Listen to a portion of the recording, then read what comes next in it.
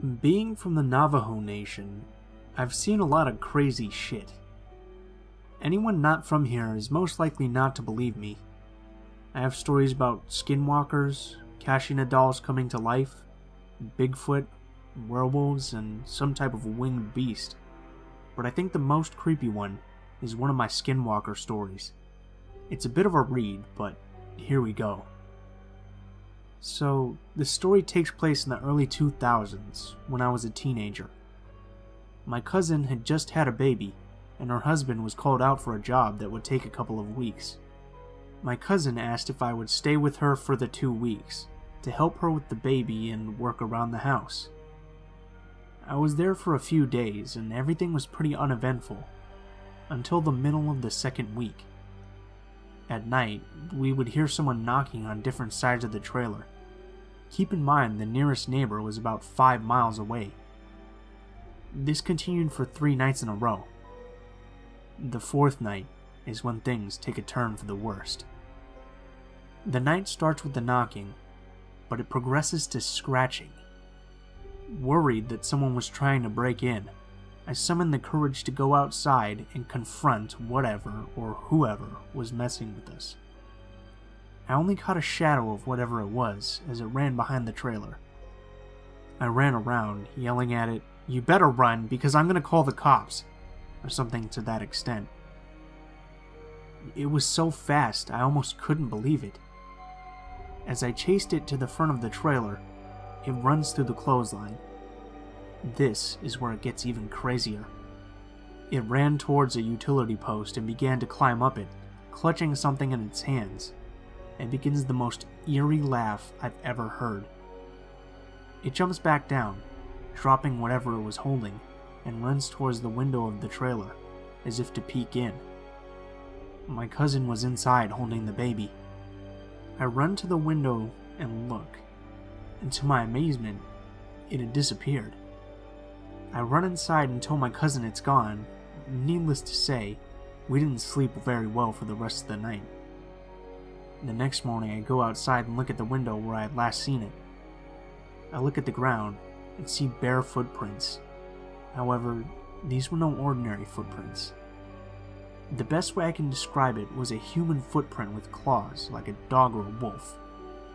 I go to the utility pole and found what it had been clutching the night before. It was my niece's tiny little shirt.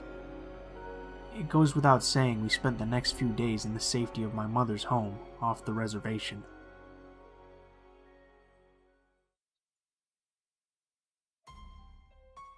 Now let me start by saying that having spent my entire life living in New Mexico, a lot of people I know have claimed to have seen a skinwalker, but ask a Navajo about them and they will completely ignore the question. Regardless, I do have a story about them. My father owns a small delivery service that operates out of New Mexico. We mostly deliver small packages out to the middle of nowhere that are too much of a hassle for the larger delivery companies to bother with. My dad is the only employee, and we have a few pickup trucks and a trailer. One day, we got a delivery out to Arizona, on the Navajo reservation, about 2 hours from where we were. My dad got the call for the job when he was chilling with his Navajo friend Travis and his girlfriend. Travis mentioned how he had family in that area that he hadn't seen for ages, and asked if he could come along. I was about 6 or 7 at the time, and it was summer, so Dad decided we'd go together. He could do his delivery really quick, while Travis would be able to see his family. We had to convoy in separate trucks, since my dad's was loaded down with freight. We decided to bring along some walkie-talkies so we could communicate with one another. So we got down there, and everything was reasonably uneventful. We started heading home along the old highway, with my dad and I in front and Travis and his girlfriend in their truck behind us. I honestly don't remember most of the trip, but this next part I can never forget. We were somewhere on the highway and it had just rained, so the road was kind of slick and we were taking it pretty slow. On the left of the highway there was nothing but sandstone cliffs, and on the right there was a huge field separated from the road by a small barbed wire fence. We got to the top of the hill, and down at the bottom we saw what appeared to be a very large dog, sitting back on its haunches in the middle of the road, facing the cliffs. My dad calls over the radio, "Hey Trav, do you see that big ass dog?" Travis starts yelling back over the radio, "That's definitely not a dog. "Speed up right now and hit it." He sounded almost hysterical. He just kept screaming, "Hit it! Hit it! JJ, you have to hit it! Please, please hit that fucking thing right now!" So, my dad started to speed up, and as we got closer, I could see it a little bit more clearly. It was covered in its brown, wiry, matted hair that appeared to have dried blood all over it. It was still facing the cliffs, but the moment our headlights hit it, it turned over and looked at us, and it had a face. I don't know how else to describe it other than a mix between a bear's and a human's face. It looked twisted and distorted and almost in pain. As we got closer to the thing, we started to realize that it's actually fucking huge. Though it was still sitting on its haunches, it was about shoulder height. We were literally inches from hitting it when it lets out this scream that sounds like someone screaming as their lungs were filling with water, and it leaped backwards towards the field, landing just on our side of the barbed wire fence. Then, with another leap, it was gone from sight. Travis comes in over the radio again. "Holy shit, keep driving. We have to get out of here. We have to go faster." He kept repeating that last part. We had to get out of here, and we had to go faster. Pretty soon, we were speeding like crazy, and just as we were hitting the outskirts of home, we got pulled over. Travis pulled his truck over with us. Naturally, this makes the cop very on edge, and he immediately asked why Travis felt the need to pull over as well. Travis was hysterical. "We just saw a skinwalker a few miles back and it's been following us." The officer immediately turned white, stammers something about a verbal warning and gets in his car and takes off. We did the same. We didn't see anything else that night, but when we got home, Travis refused to let us leave without taking some kind of Nahavo totem with us. It was supposed to be able to keep the thing away, and I hope it does. So, before I ever had these encounters, I really didn't believe much in the paranormal. I had a small fascination for it, but I never really truly believed in supernatural beings until these few odd occurrences. I currently date my fiancée, and she's a Native American. We'll call her S. A few years ago, when we first started dating, we kept that a secret as her mom disapproved of any of her children dating at a young age. That led us to go sneaking out at night to see each other. I'd always leave my house, say, 9 or 10 p.m., only to sneak back home at around 1 a.m. or so. Before I continue, I should give you a layout of our area. The distance between my house and her house is not that far, really, but to get there, it's pretty damn scary. Our houses are separated by a large highway, and every night I either take a shortcut through a dirt path along the highway next to an old railroad, which is completely pitch black, or take a long route through my high school, which is well lit and makes the uneasy feeling of being out late not so bad. Anyways, when we go out and talk at night, she would always jump to the topic of the paranormal, stating she could hear the dead speak to her in various encounters with the Shadow Man when she was young. I just humored her and tried to joke around with her by saying that one day they would come for her. As time went on, we spoke almost every night, and she told me that her brother was being attacked by a skinwalker. I almost didn't believe her, but I had a gut feeling by the way she looked at me that she was being serious. This was the time where I had introduced myself to her mother as her friend, and I'd regularly stay at her place once her mom trusted me more. One night, I noticed S burning sage around the house, and I inquired about it. This is to ward off the evil spirits and keep skinwalkers. She called them by their native tongue name. I can't word it. It's not even spelled in English, but in Navajo. Skinwalkers? I asked. She gave me a brief explanation of what exactly they were. S had told me that these creatures give up what made them human to become these things and act like guns for hire and stalk out their prey. They like to play games with their victims, and they only prey on people who are afraid of them. They like to initiate their game by whistling 2 extremely loud whistles and announce their presence that way. S claimed that their whistling can be heard from miles away. I just called bullshit and told her nothing was going to happen to them. Few nights of them doing this nightly routine, and one night I came over and noticed S hadn't burned any sage. S always did the routine burning around 8 or 9 p.m. I didn't mention any of that to her or her family, as the smell of sage always made my nose burn and made it hard to breathe. So as it was getting late and had to get home, I said my goodbyes and took off. So when I get to the end of S's street, you end up at a T-bone intersection on a semi-main road to the north of the road that leads to the highway, south of more neighborhoods. I lived northeast from her place, so naturally when I get to the intersection, I cross the street and head north, but as I got to the end of S's neighborhood, I hear it. 2 very loud, distinct whistles cut through the night and send chills down my spine. My hair all around my body seemingly stand on end, and I try to make out the location of the sound. It sounded like it was coming from miles away, down south of the road. One thought pops into my head. She forgot to burn the sage tonight. Part of me wanted to think that it was just an elaborate prank played by S, but a deep sinking feeling at the pit of my stomach told me it wasn't. I quickly paced back to her house, as it wasn't that far from the end of the street, and frantically knock on their door. It had only been about 5 to 10 minutes from when I left, so they definitely weren't asleep yet. I tell them about what I heard, and tell them to burn the sage just in case. I told myself even though it may not be real, it's better to be safe than sorry. I make my exit as they finish burning the sage, and head back to the intersection. It was very late, around 11 p.m. or 12 a.m. on a school night, so I had to get home quickly. I speed walked across the main street heading northeast diagonally, and right when I get to the other side, I notice him. Just across the street was an old man. Normally I would just play it off as another pedestrian, but this guy, he just stuck out so much. It wasn't really how he looked or how he dressed. It was how he moved that struck me as odd. An old man that looked to be about in his 60s or 70s was moving at the pace of a 20-year-old man. I only took a glance at him for a few seconds, but in that time this man just stared at me. A deep, cold stare, his eyes wide with absolutely no expression on his face. Just a flat face, no furrowed brows, nothing.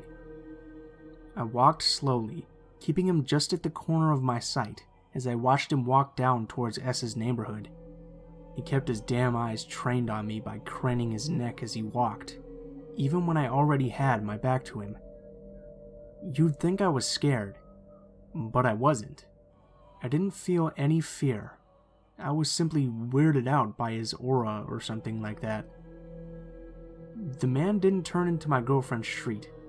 He just continued his fast march down south. I felt a bit of relief and brushed it off as some crazed drug addict or something. Time passes, and during that time, just some weird shit happens at S's house. No skinwalker activity, though. S continues her nightly ritual as usual, and by that time, S's mom brings a witch doctor to bless the home, and performs a ritual to remove a ghost bone from S's brother. From what I gather, a ghost bone is something like a hex or trap. The trap is a fetish that had been held dear to a manic spirit, and it can be almost anything, like a toy doll or a cane, something dear to a lost spirit, and then it attaches its spirit bone to a target host. I guess that not only brought the attention of a ghost, but also a damn skinwalker. Once it was removed from him, things kind of calmed down. But this is where mentioning the school comes into play.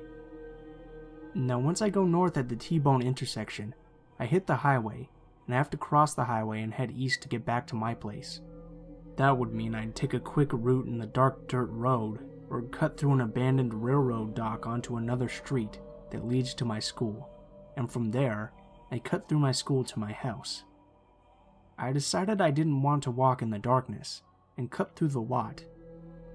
As I got to the street that led me to the school, I noticed this guy. He's heading towards me on a bike, but he's very far away at the time, so I pay him no mind. As I get closer to him, I get further away from the only street light on the street. Keep in mind that the railroad dock is next to the school, so I have to walk some distance to get to the school. I notice a sense of eeriness about him. He gave me a similar feeling to how the old man just weirded me out, and I caught him staring at me. Same wide-eyed look and blank face as the old man. Also, the way he was pedaling was so unnatural. He was moving at incredible speeds. It almost seemed like he was moving at 20 miles per hour. He covered the distance alarmingly fast and passed by me, and then does the same damn thing as the old man, literally craning his head to keep staring at me, and managed to move his bike along the curve of the road in a perfect manner, like it was almost natural to him.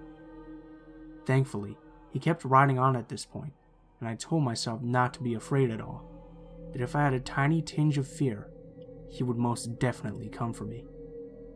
I kept calm and walked to the school. Now, you'd think the school was shut out by fences, but it was a very nice school that had no need to build up large fences, so you could walk past the small metal gates that are set up. It was mostly used to block cars and the like from getting past. No one really vandalized either, so there was really no reason to have large fences. Once I get halfway through the school, I hear what sounds like a bike and cackling behind me. A feeling of dread sinks in. "Oh shit," I whisper under my breath, and glance back to see nothing. I hurried my pace, as all I had to go past was one large building, and then a clear field, and jumped the only large chain-link fence on the property. Just to give you a better perspective, the entrance I went through is a parking lot, and the path I took is somewhat of a path to allow small vehicles and maintenance trucks to drive through. My trip usually meant I walked between large buildings, and I'd see the field and from there, my home neighborhood. I calmed down as I was nearing the end of the road, and got between the two buildings. As you get to them, there's a large open area with tables and chairs to eat lunch, and it's not too well lit out there. It can be pretty damn creepy at night, as trees and poles can block a clear view ahead. You had to get past that from this route. Regret soon followed as I continued ahead. Should have just stayed the night at S's, I huffed out, my breath rasping as I very nervously walked through the eating area. Then I hear tapping ahead, as if someone's tapping their knuckles or fingers on a pole. 2 taps. The fucker was toying with me. "What the fuck do you want?" I yelled out in anger and annoyance, to the direction of the tapping. No response, just silence. It was too damn quiet. Then the most fucked up thing I've ever heard in my life happens. Right behind my ear, I hear someone whisper, "Your skin." In the most horrid, raspy, alien voice I've ever heard, like a mixture between a child, a male, and a female voice. I freaking noped the fuck out of there, and I sprinted the fastest I've ever run in my life. Thankfully, I had trained in parkour for a few months at that time, and had some decent acrobatic skill. I leaped onto a table and run jumped from table to table, hearing tapping noises from behind get closer and closer to me. The cackling was slowly getting louder and louder as I was getting to the passage between buildings. Once I had gotten there, the noises stopped abruptly, but I didn't dare stop to turn back. I just kept going and got to the field, then made a mad dash to the only fucking tall fence this accursed school had. Just my luck, right? As I clear the distance and near my destination, I climbed that damn fence faster than I had in my life. Gotta love the adrenaline rush. Right as I got on top of the fence, I typically lift my whole body over and toss myself over with one hand on the top rail, and as I did that, something bit into my wrist and was holding my weight. I yelped and lost my balance, making the fall a pretty bad one that momentarily screwed up how my body was turned. Normally I bend at the knees to handle all the weight of my momentum, but when that happened I lost concentration. It was a pretty long fall, I'd say 9 to 10 feet. Unfortunately, I landed very badly and put most of my weight on one leg. I slammed into the ground hard on my sides. Pain surged onto my right knee and right side of my body. If it weren't for the adrenaline, I'd have passed out from the pain. I lay there curled up on the ground, just feeling like it was over, and I was surely dead. when I noticed the bite mark. It was odd because the bite felt very painful, but it wasn't deep at all. 4 small slash marks on the other side of my wrist. I tore a piece of my shirt and wrapped it on my wrist and limped back to my house. Thankfully, I gained the strength to walk to the streets ahead, where the rest of the trip was uneventful. I was amazed the damn thing didn't just leap over and end my life just like that, since it could move at such incredible speeds. The story I had to make up to my parents was so much bullshit that even when they thought I told them the truth, they instead believed the lie. I can't remember what I really lied about. Something along the lines of I was depressed and cut myself. That in turn made me fall and hurt my leg in the bathroom whilst cutting myself. Something like that. But what I can tell you from this experience is that I was left with a whole new perspective of otherworldly beings, and that some instance of their existence is true in some way. I was not only left with a mental scar, but a permanent injury to my leg. Torn ligaments had caused my knee to become what I now know as a degenerative knee, which means I have signs of an arthritic joint. Well, fucking lesson learned. Don't take long walks at night, and always stay in the light. You never know what may be lurking in the dark. Hey guys, it's Blue Spooky, as always. I just wanted to thank you all for watching, especially if you made it to the end of the video here. I also wanted to give a special shout out to my collaborator this episode, DeBurk321. He makes some pretty awesome, scary videos himself, and he also does some gaming stuff and some top 10s. So you should definitely go give him a look. He's pretty good stuff. I'm going to have a link to his channel in the description below, so you can go check that out, as well as my social media accounts if you want to subscribe or like the video, or if you just want to send me any stories that you want me to read, any personal stories or anything like that, as always. I also wanted to give a super special shout out to you guys for supporting the channel, because the growth has been like crazy, and your guys' support really means a lot to me, so thank you guys for that. I also wanted to bring up that I started doing some different audio stuff this episode. I tried to mix it up a little with the audio. So if you guys like this style of how I'm doing it, then please let me know. And if you don't, also let me know so that I can, change it back to something you guys like. Thank you guys so much for watching, and I hope you guys have a great day.